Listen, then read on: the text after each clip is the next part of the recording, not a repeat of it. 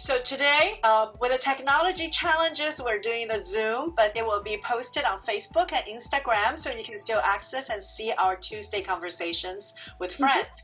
And we have Dr. Angela Chan, and who is a fantastic pianist and an educator. And I've just been really touched by the things she's been sharing with other educators as well as students. So without further ado, Dr. Chan, would you introduce yourself and we can start chatting about all those wonderful things you've shared with me? Yes, absolutely. First of all, thank you, Shirley, for inviting me. It's a pleasure to be here to share. My name is Dr. Angela Chan, and I take on multiple roles. I have been a piano teacher since 1984.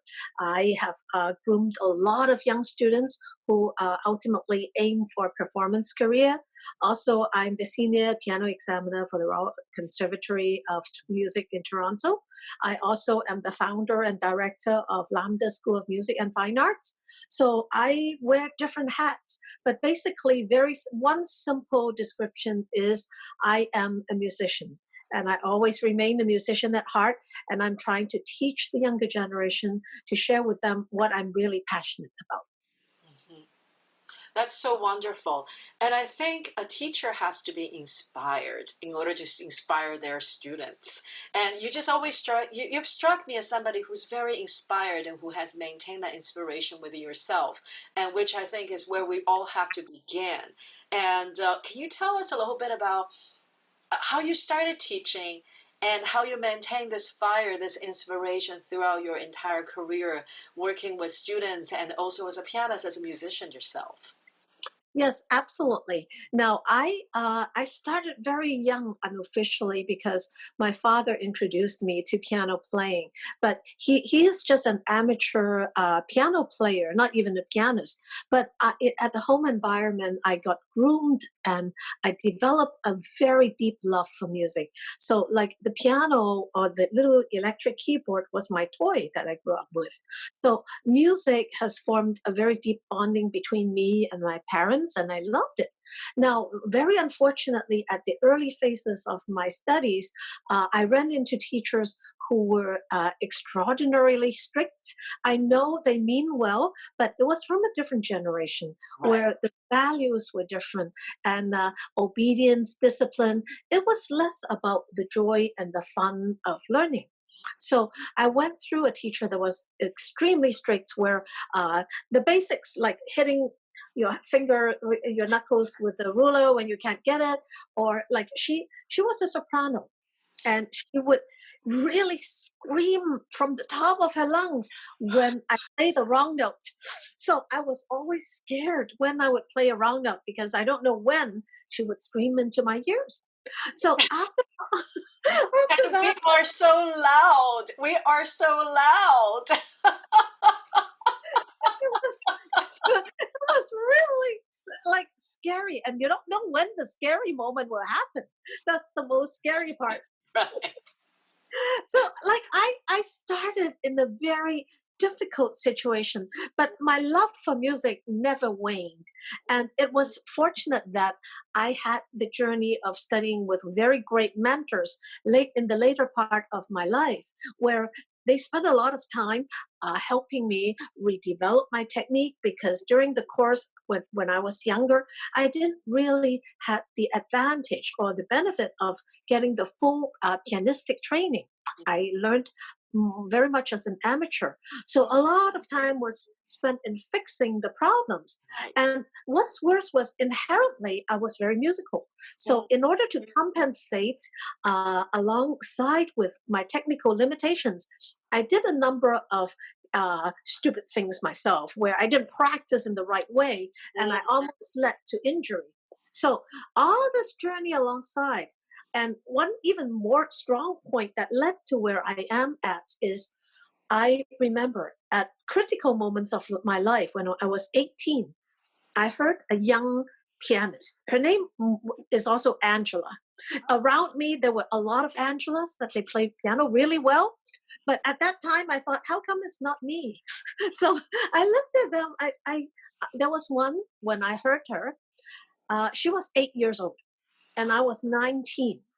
and she played really well. She played on TV at that time. She played the Gollywog's Cakewalk. Oh yeah. Mm, Honest to truth, at eight. 18, I couldn't play it well. I couldn't play it well. And I looked at this little girl on a TV show, a variety show, and she played it so well. And I started to ask myself one question. Mhm. How come she's so good? How come these people they excel so much at a young age? Are they gifted or I'm just plain dumb? So I want to know why. I want to know why cause these young individuals to be so capable. Is it really that they're born talented, or is it some kind of journey they went through that's extraordinary that lead them to their success, as compared to mine, which comprises of journeys of lot of a lot of failures.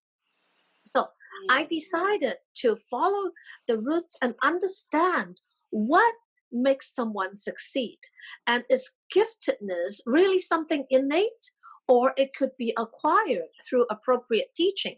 And mm, understanding what the environment is providing the young person to develop that leads to the success. So this always bothered me until I studied in my master's degree, where I looked into the concept of what constitutes musical giftedness. mm, And mm. all in a nutshell, it tells me it's not that you're born with it, but it's cultivation from the external environment and how they help you. So, with that in mind, now it kind of solved one part of my query about why these young individuals are so outstanding, but it still hasn't solved my problem. So, they're great, they have a great process. How come I am so inept and am I really dumb? And how should I overcome my interferences?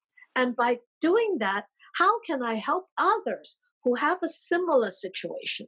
So, Mm. in my doctoral degree, I studied how to how to overcome performance interferences in people who are late bloomers, who did not have the advantage to go through this early childhood education of bringing the very best for their capabilities or their potential to fruition. So I looked into the situations from both ends. Mm. Why are they successful and why do the other people fail? So understanding the whole context from both ends enables me really to set up a pedagogical approach that brings forth the potential and avoids any of the pitfalls that will hamper the development of an otherwise individual who can be fully capable and with their potential realized. So I implement what I learned in these areas in my graduate studies and my research, which now I'm implementing on the students. And I find this way to be very helpful to me and my students because now they are they do not go into problems which prevented them to start and flourish from the Right, beginning. Yeah. right. Because I think a performance career, first of all, I think the world has changed a lot with YouTube, with Instagram, and with all those Mhm. social media. Because back in the days, um, it was one way and one way only. And really, if a pianist was not ready by age 16, you're Mhm. not going to be a performer. Right. And I think even though that's still true with a more traditional performance career, we have a lot more options.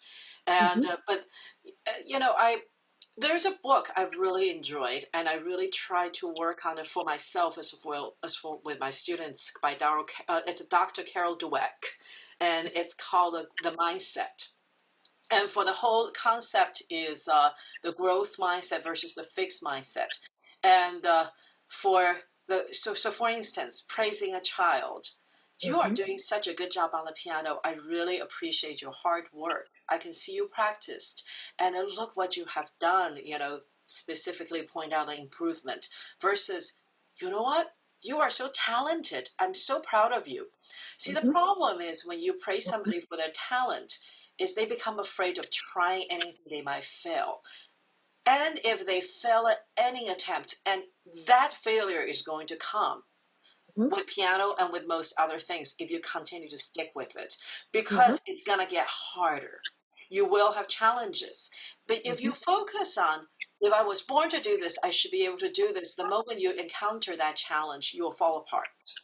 Mm-hmm. Whereas if you become a person with a growth mindset, you realize you can work on this, and Right. you embrace the challenge, because when you embrace the challenge and you figure out how to do this, you know you're going to be on the other side, and you can be proud of what you have done, and you also become aware of the fact that if you're willing to try and if you're willing to learn and step back and maybe try something different, Mm-hmm. you can be more than what you think you are. And so that's what struck me as something that's really wonderful with your approach. And I'd like to maybe go a little deeper on the practical side of it, because a lot of people have this perception of Asian artists, whether it's for gymnastics or piano or violin, that we're very good technically, but we're not always very creative. But on the other hand, I think it's very important we have a solid foundation, good technique, good understanding of the music theory, and good understanding of the composer's styles and all that stuff, combined with the creativity. And could you talk more about the efficiency of learning that came from our Asian roots and the creativity that we have learned because we also had the privilege of being exposed to other masters of the West? Mm-hmm. Of course. Like I see that like one common factor is that like most Asians are perceived to be like very hardworking. They're very disciplined. So they are capable of uh, doing great things because they are putting their time and energy to it. They're willing to work at it. Now, in terms of the technique, honestly, because the piano is a Western instrument, Right. and it is still new to the Asian community. Of course, many of them went abroad and studied. I mean, discounting that, but it's still an instrument that is not inherent yet within the culture. Mhm. Now, some people said, well, Asians are less musical. I would tend to disagree with that deeply. I'm right with you on that. Mhm. Mhm. Because if you look at, okay, let's say the Chinese instruments, like the erhu with two Yes, strings, you're you right. can make it weep, you can make it cry. That extent of sensitivity, control, and musicality is unparalleled. Similarly, in other string instruments, whether you play the yangqin, the dulcimer, or the guzheng, with Yes, you have the direct contact with the lines. Now, with the strings, the right. challenge in piano, if I go back to piano, is that it is by design an instrument that you are dissociated from the strings, from the sound source. You have to manipulate your movements to create through a whole system of hammers to touch base with the strings to make your sound. So it's by design that it's very digital. You hit the key on or off, black or white, Right, right. but it doesn't mean that we are incapable of making that connection. That's right. It, so if we learn how to control those hammers, it's almost like picking up the dulcimer with the mallets in our hand. Now we can make the sound to be so malleable under our hands. Right. It's making that connection, which in most, I have to say, in most piano methods, and how it's presented in technique, is mostly focusing on technique as in how to do it. And the how to do it has later on be like developed in the sense that now there's a manual, you do this, but we seldom talk about how it sounds like in the Yes. technical training. Now, when we learned about Hanon, Pishna, Bayer, Czerny, there was very little attention paid to how they should sound. But there were compendiums of discussion about, oh, how you should move your hands and fingers and all that. Now, art to me is, and music is an art in sound. Yes. Without sound, we're not talking about music. Right. So if we work from the sound, and that is what we are focusing on, and we shape it, everything becomes a tool to surface to get the sound out. So accordingly, sorry, accordingly, instrumentation, your technique, your approach, everything is a tool to help you bring alive that Mm, sound. right. So I see it that way. And if you take that approach, it will help you bring out your own version of your music. Mm, And you would be more dynamic to be able to adjust as you grow, as you understand more deeply how you want to interpret your music. right. That means your technique and your piece and your music grows with you. And I tend to want to go on that path. And throughout my work with my students, I realized that they all have a little bit of a different technique. We have to approach it based on what kind of sound they're aiming for Absolutely. and what they are capable of expressing or they're able to do physically at a certain age. Someone who's 5 or 6 years old won't be using the same level of technique as someone who is much more mature. But it evolves. If we understand that technique and musicality evolves with time, then we won't be fixated in, well, are we going to use this? What arm weight, finger technique? It's not about categorization of that, but what are we going to do based on just what we want to hear? Right. That's my goal. I, Mhm, I agree with you wholeheartedly. And, I'm being an opera singer, of course, what we're going after is the sound all the time and the mhm, expression of the sound, right. and I found it to be so important even from the very young age with the beginners and the intermediate, Mhm, and a lot of times I get a transfer student. They have no relationship with the sound. They're good students. They have good mhm, fingers and they read well. And the parents told them they have to practice at least an hour every day because otherwise they'd be punished, right? And but they have no relationship with the sound. And so the question becomes, I can be so much more accurate than you will ever be if I just enter the notes into a piano, into a software. mhm, It will be perfect every time. I can even put in the expression mark. It will do mhm, exactly of everything I tell it to do. mhm, So what is the difference between you and the software? mhm, And it's not because you make mistakes sometimes. That's not the difference. Then of course we get that and the mhm, kids laugh, right? But it's that ability to understand what sound you want to make. And now I believe the kids need to listen to performances. mhm, And I believe that students need to know because I think it's to me it seems like classical music is so natural and inherent to me on what it should sound like, but I mhm, don't think that's true with a lot of kids today. So mhm, so I found it to be so important. I'm so grateful for YouTube, right?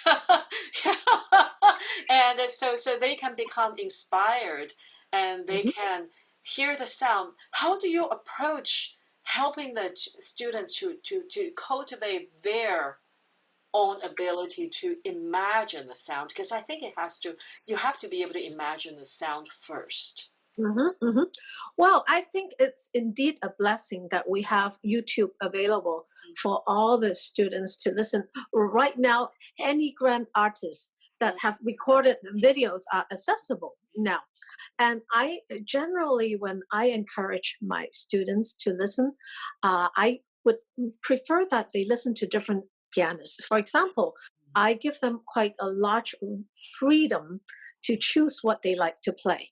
Of course, their repertoire that is within their scope, but right. I give them a Yes. choice so that they feel a level of participation and involvement, and they get a choice to play something they like also. So within the scope of the pieces, I suggest they would listen. And I suggest them to listen to some great artists. I generally give them a list, but at the same time, I would like them to compare for different performers, Yeah. particularly performers from different era.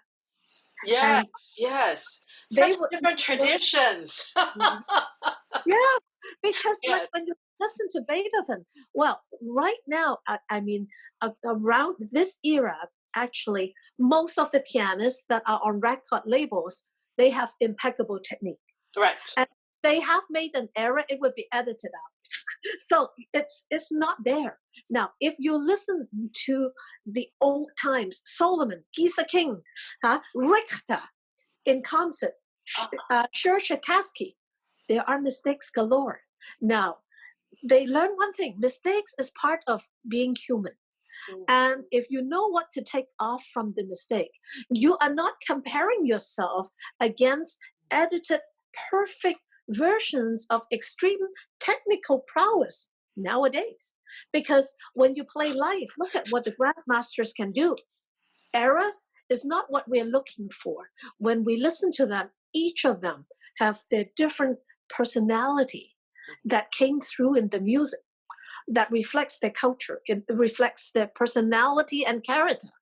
And I want my students to be able to listen to these people and have and formulate their own version. They might be different from what we have nowadays and different from the grandmasters as well. But I find that music, you have to put in your own personal element as a performer. So it's not just emulating whose version. Now, I have a student that's so funny. He can emulate any style. He would say, I'm playing in the style of Horowitz. Now it turns to Glenn Gould. Now I'm Schizophrenic. yes. How can you do the two of them back to back? Oh my God, multiple personalities going on. And I said, well, then how does Angela play it? He stops and he folds his arms.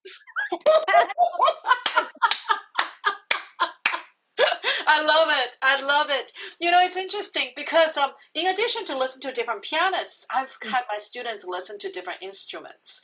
For instance, you know, when it comes to Schumann and also Brahms, the voicing and the way the melody is actually slightly disjointed and sometimes hard for a student to manage and imagine on the piano when they get into more advanced pieces. Like one of my students is playing the Brahms's intermezzo from the level 10 curriculum.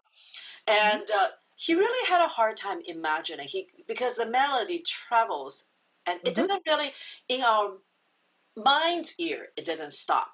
But of course, on the music, it's going vroom, stop, vroom, stop. So I ended up I sent him several recordings of different Brahms's leader because I'm being a singer, that's my repertoire, right? And so now you can hear clearly because the singing voice, unlike being on the piano, everything's being on the piano. Now I have a singing voice and I have the pianist. And the Brahms's leader are written so pianistically that to me, it's a very fine example for the students where they hear how the voice interweaves through the piano part. And the same issue I ran into with another student who was learning Fogel al Porfet. And because the melody is dum, brum, brum, da, da, da, da, da. You can hear the bird. You can hear the bird. But when a student sits down and sight read through this, there is no bird. You know? There is no bird. We just have a bunch of notes that are like, oh, I'm having a lot of trouble with the rhythm because it doesn't make sense. Why is this about a bird? Why do I have to sound like a bird? You know? So then I will play Renato Hahn, Aclori, and that type of music that helps them to hear how the melody weaves in and out differently, and then listening to other instruments and orchestra where they can imagine colors. And because piano to me is very special, we can play so many colors and so many voices simultaneously. You know, as a singer, I cannot do that. I sing with as many colors as I can with one melody.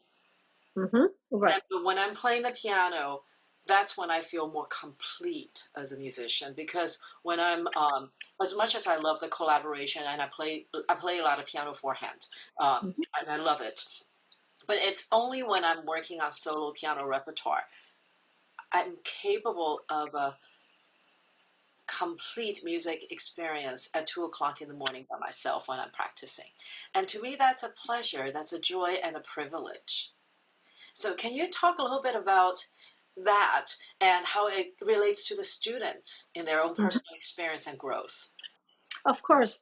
Well, I find it very important that if the student is trained where they have a palette of sound in their ears, that they know what they're listening for.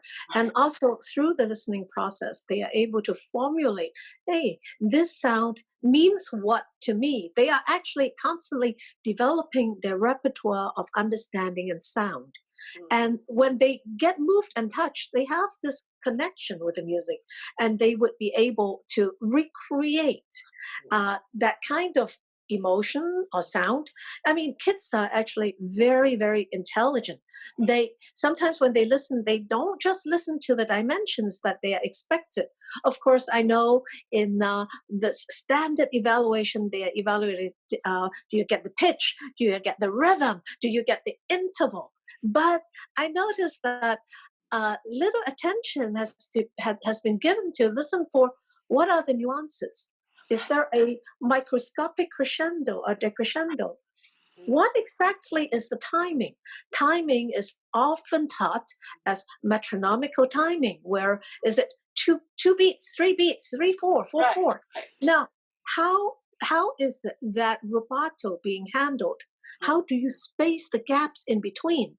Now, Right. sometimes they pick it up, they feel it, but if I try to explain to them in certain ways, describing them, then that experience is more concretized. They know, I feel that it's expressive because for that rubato where it stretches and creates the tension where it's gradual.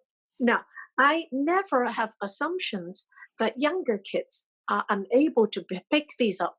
You I are mean, so right. yeah, They can, they but it's can. up to us to trust they can and help them to give them tools to access it. Mhm. Exactly. I've seen little kids, they were good on the skateboard, on the little bicycle. They go at a full speed and suddenly they stop and skate. Nothing. They are so capable of handling timing without being able to calculate it, but their mind is able to adjust. So these kids, they hear it, just that you have to explain to them, hey, this is what you're sensing, and you can do it more, do it less.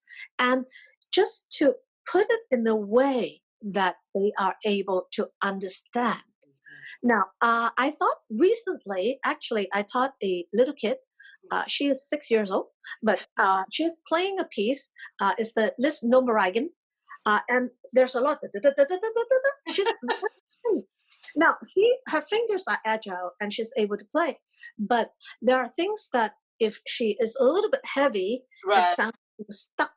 So I try to communicate to her in terms of her language. I said, imagine that you pour a soft drink into a glass and you see the bubbles rising, right? The little fizz. And you follow the fizz only goes up, it never goes down. Now, imagine blowing the bubbles. Now, after that, I got her to do one little exercise. I told her mom, now give her this game to play. I asked her to mix detergent with water, okay, and shake, shake, shake, shake it, and then pour it on a little dish and get a little toothpick to poke at the little bubbles. Now, and then the mom said, well, what are you trying to do? The idea is to train her to be focused, precise, quick, sharp release. And she's enjoying it. And that brings forth the idea of the bubbles. So some of the times when I teach my students, it sounds really weird that we may not play piano.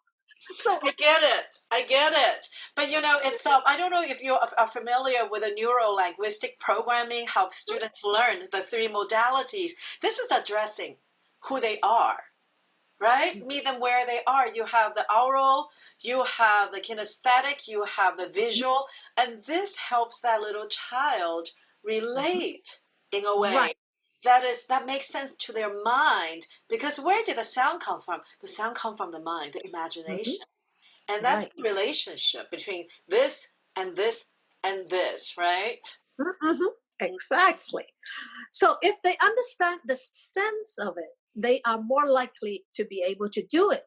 Just like the kid knows, oh, I better stop now or stop my bike because if not, I'm going to fall off and hit the. Right. They know. Right. You ask them to compute by the mathematical formula, but they know when they do it. And you know what I love about what you just described is when you ask the child to go home and blow bubbles, you're Hmm. giving this child a message of freedom, Hmm. of not being stuck in front of the keys, Hmm. and this is it.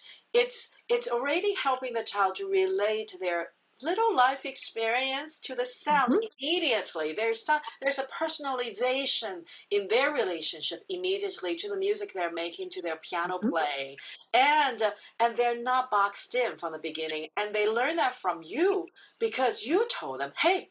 You're gonna go home and you're gonna do this. It's gonna be so weird, and your parents are even going to question you, and they're probably gonna question me too. And I'll explain to them. But you get to have this experience. You're gonna have fun. You're gonna experience this. That's not just in front of the piano. That's not just on the bench. But I love that because there's a subliminal messaging in their development from the very beginning that way. Hmm. It's Hmm. not just what we say; it's what we do, right? Exactly. Yes. So I feel that that way it keeps the child wanting more because it's fun and they enjoy it. And like if guided properly, there's nothing wrong with having too much fun. As long as they have that discovery along the way. And I also remember one funny thing. It's from the same kid. The mom during the lessons, I recommend them to take videos so that they can revise their lessons, so that it's kind of like bringing me home, and I can repeat this. Yes, right. They're practicing with you 7 days Ex- a week, right? Exactly. That's the best part of technology. Mm. And so, one part she filmed was I taught her at the concert hall in my school. Mhm. And there's curtains. And I taught this little kid how to play Gollywog's Cakewalk at 6. Now, a lot better than me. I couldn't play it at 18.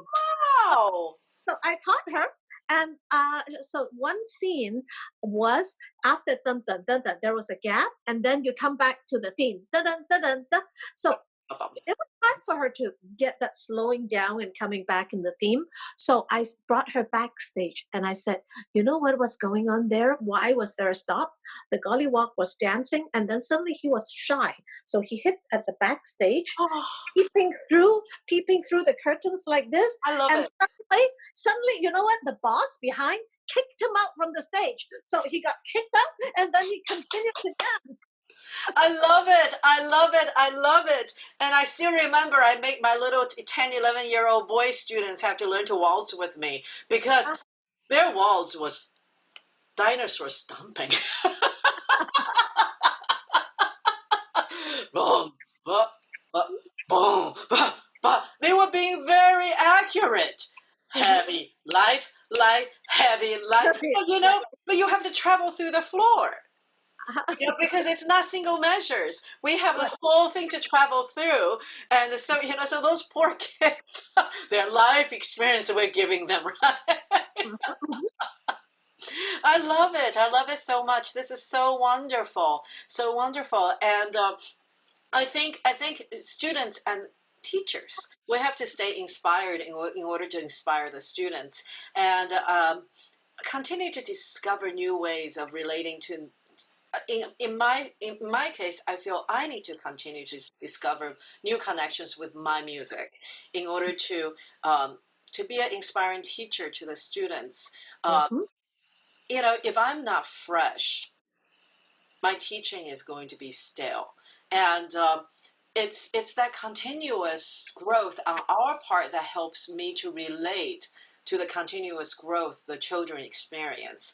Exactly. I think the old saying of those who can't teach, those days, it's never been true, because if you Mhm. can't, your teaching will be limited. If we don't continue to develop as far as we can, then a lot of times during our teaching, we become limiting to our students because we let them get away with things that will come back and hurt them. And Mhm. we don't give them enough freedom in areas where it will blossom and grow. And I think that's so important as teachers, we keep growing. And I have to say, I learned from you. I think you're wonderful. learn from you too. And I feel I'm so lucky that I actually also learn from my students, Yes. because even though they're very young, in the process of interacting them, I have to come up with new solutions to work with them. Yes. Right. And and so this is a mutual growth where we inspire one another. It doesn't mean that a little kid is less experienced, that he can't teach me anything. Right. We extract from within the situation what we can enrich ourselves.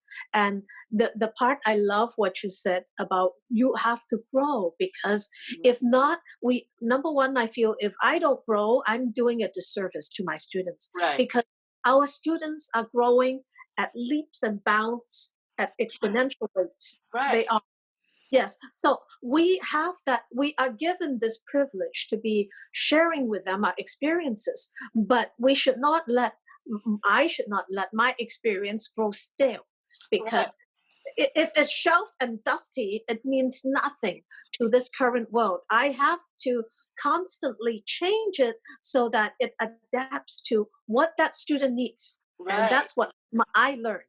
And the Right. student would take it from there and continue in whatever journey.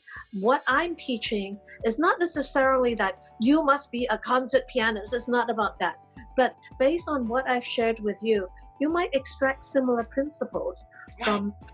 from the discipline, from the focus of attention, the attention to details, that can help you if you apply it to across the board. It helps Absolutely. academically and everything else. Absolutely. Mhm. Yes. And a friend of mine who's also a piano teacher, and she said one of her students from the early days of her teaching often still in touch with her and says the reason why he's a heart surgeon today was because of what he learned during his piano lessons. Yeah. Yes. Yes. And Angela, I could talk with you forever, and I hope we have a part 2 of this sometime soon. And we're gonna stop right now, but it's not the end of our conversation. We're gonna have more. I just love it. It's very inspiring for me, and I'm so thank you for your generosity, your generous spirit to share. Because conversations like this keeps me going, both as a musician, as a teacher, and as a student. Because I feel we're always students, never stopping with that. So thank you so much, and let's have another conversation soon. I look forward to that too. Thank you. Yes. Yes.